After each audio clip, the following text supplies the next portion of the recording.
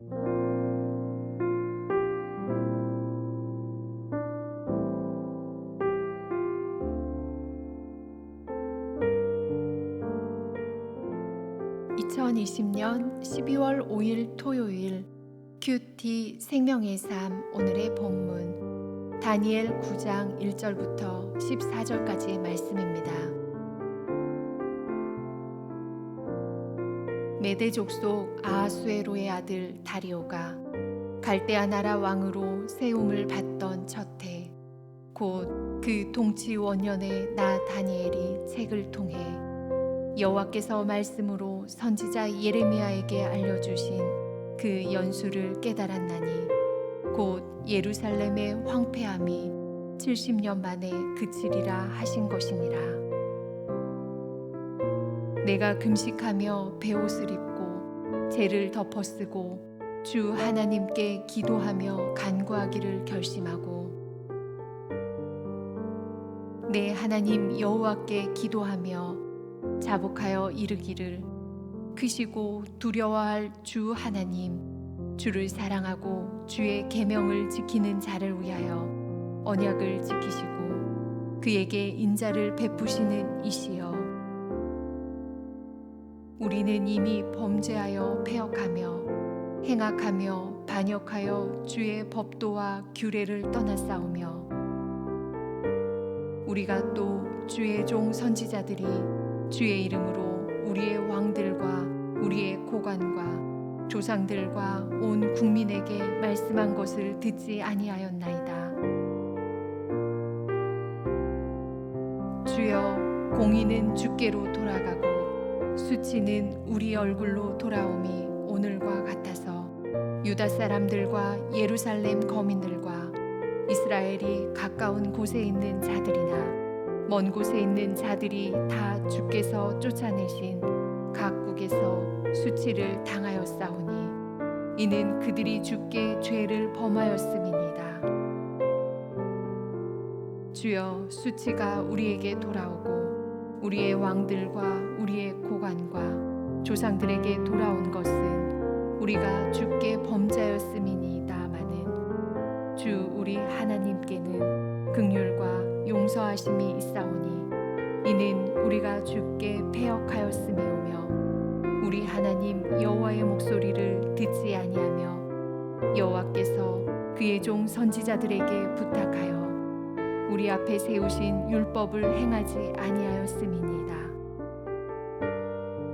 온 이스라엘이 주의 율법을 범하고 치우쳐 가서 주의 목소리를 듣지 아니하였으므로 이 저주가 우리에게 내렸으되, 곧 하나님의 종 모세의 율법에 기록된 맹세대로 되었사오니, 이는 우리가 주께 범죄하였음이니이다.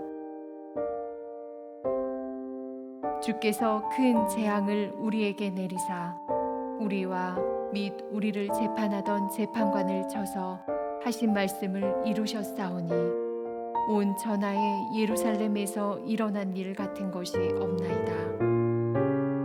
모세의 율법에 기록된 대로 이 모든 재앙이 이미 우리에게 내렸사오나, 우리는 우리의 죄악을 떠나고 주의 진리를 깨달아 우리 하나님 여호와의 얼굴을 기쁘게 하지 아니하였나이다.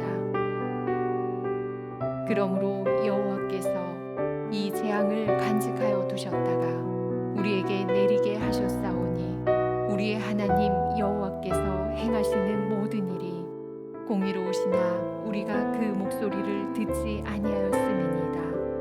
아멘.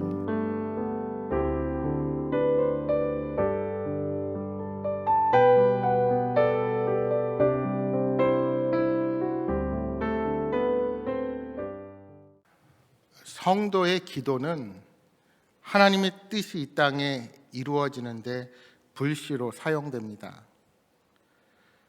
따라서 하나님은 기도의 사람을 통하여 그 뜻을 이 땅 가운데 드러내시고 이 세상을 통치하시는 분이십니다.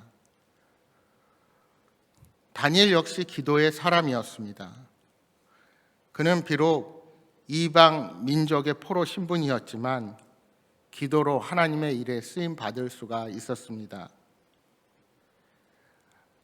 다니엘서 9장은 이전에 나타난 환상과 또한 이후에 나타날 환상과는 조금은 다른 내용을 담고 있습니다. 원래 이 묵시 문학의 형식은 환상과 하나님의 나타나심 그리고 천사의 해석이 뒤따릅니다. 그런데 오늘 우리가 읽는 9장에서는 이러한 형식이 변형되어서 나타납니다. 이제 환상은 예레미야의 예언으로 바뀝니다. 바벨론 포로에 잡혀간 유대인들은 그토록 강했던 바벨론이 메대와 바사 제국에 의해 멸망되는 것을 보게 되었습니다. 메대 왕 다리오가 바벨론이 통치하던 모든 제국을 다스리게 되었고 다니엘을 총리로 삼았습니다. 다니엘은 이런 역사적인 대격변기 속에서 하나님의 말씀을 읽었습니다. 그것은 이스라엘의 멸망과 포로 생활에 대한 예언이 담긴 예레미야서였습니다. 예레미야서를 읽던 다윗은 깊은 깨달음을 얻었습니다. 모든 것이 하나님의 주권 아래 있는 일이고 포로 70년이 차면 고국으로 이스라엘 백성들이 돌아간다는 것이었습니다. 당시 다니엘은 나이가 많은 고위관리였습니다.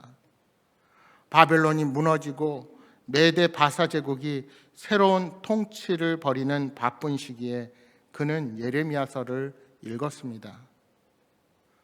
다니엘은 손에서 말씀을 놓지 않았던 것입니다. 여러분, 우리는 바쁘다는 이유로 말씀을 소홀히 여겨서는 안 됩니다. 바쁘면 바쁜 대로 말씀을 더 가까이 대하고 그곳에서 깨달음을 얻어야 합니다.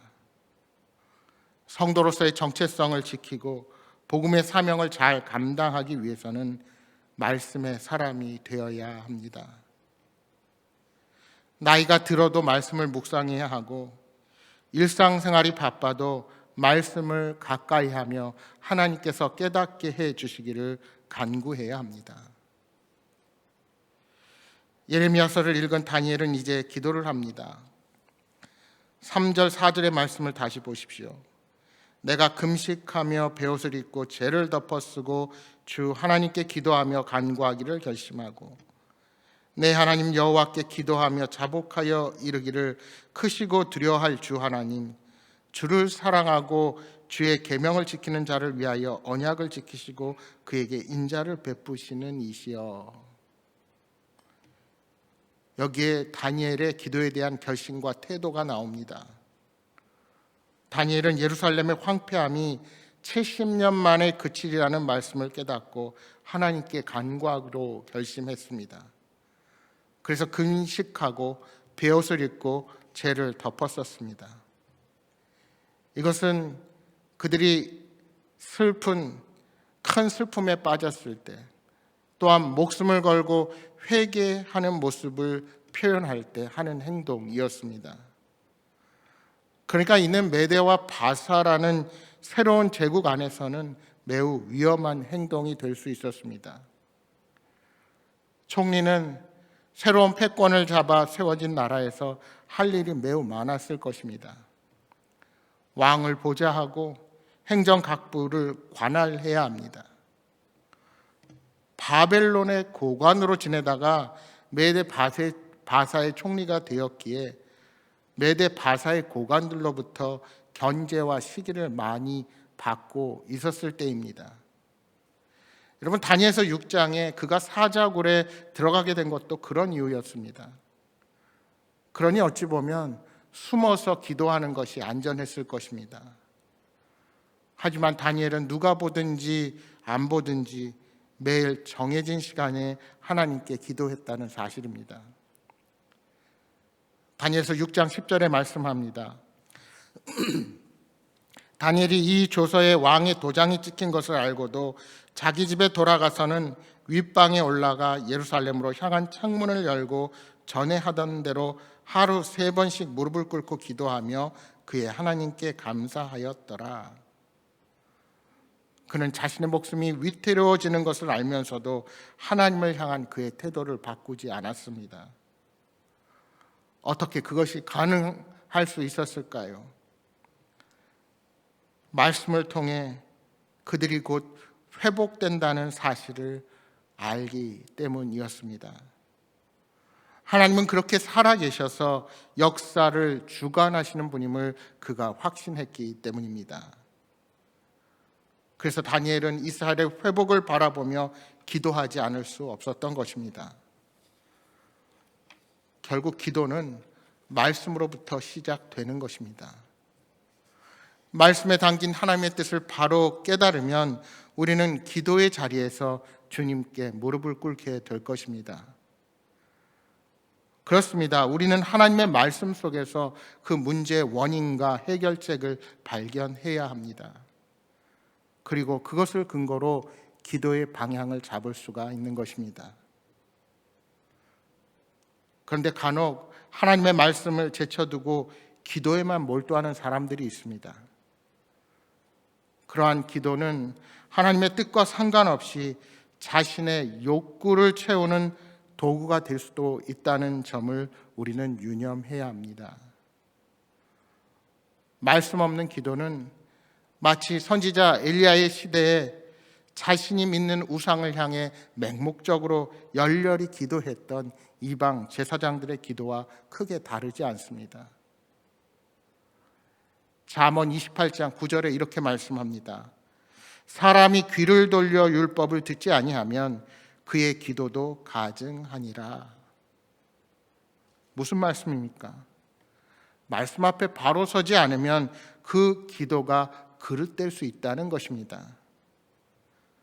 그러므로 성도는 자신의 기도가 하나님께서 받으실 만한 거룩한 기도가 되도록 하나님의 말씀을 가까이 하는 경건의 삶에서 먼저 승리해야 할 것입니다. 이제 4절 이하의 말씀에는 그러한 다니엘의 기도의 내용이 담겨 있습니다. 그는 예레미야서의 말씀을 통해 왜 이스라엘이 바벨론에서 70년이라는 시간 동안 포로 생활을 해야 했는지를 알게 되었습니다. 그것은 이스라엘이 하나님의 율법을 저버리고 우상 숭배에 빠졌기 때문이었습니다. 다니엘은 이 사실로 인하여 자기 민족들의 죄를 철저히 회개하기 시작합니다. 그가 금식하며 베옷을 입고 죄를 덮어 쓴 것은 철저한 죄악에 대한 회개 마음을 표현하는 강력한 행위였습니다. 그런데 그는 단지 자기 자신의 범죄만을 참회한 것이 아니었습니다.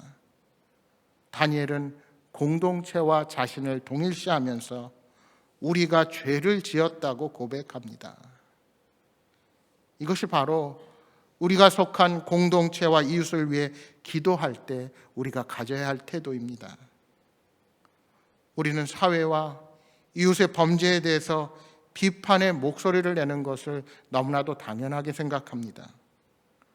그러나 하나님은 우리를 공동체와 이웃들을 정죄하도록 부르신 분이 아니십니다.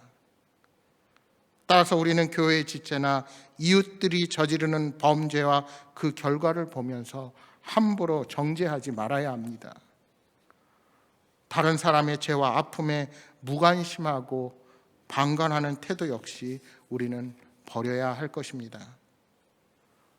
오히려 다니엘처럼 자신이 속한 공동체와 다른 사람들의 죄를 가슴 아파하고 그들 대신 회개하며 그 어려움에 동참하는 것이 하나님께서 우리에게 기대하시는 사랑이라는 사실을 우리는 기억해야 합니다. 우리가 이러한 마음으로 기도를 통해 서로의 짐을 져줄 수 있다면 우리 공동체는 진정한 영적 하나됨을 경험하게 될 것입니다.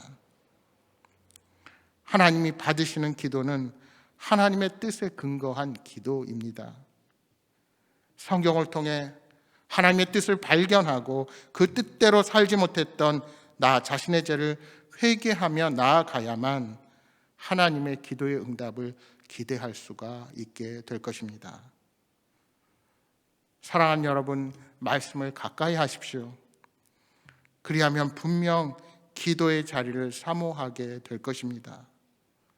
그리고 하나님은 우리의 간절한 기도에 응답해 주실 것입니다.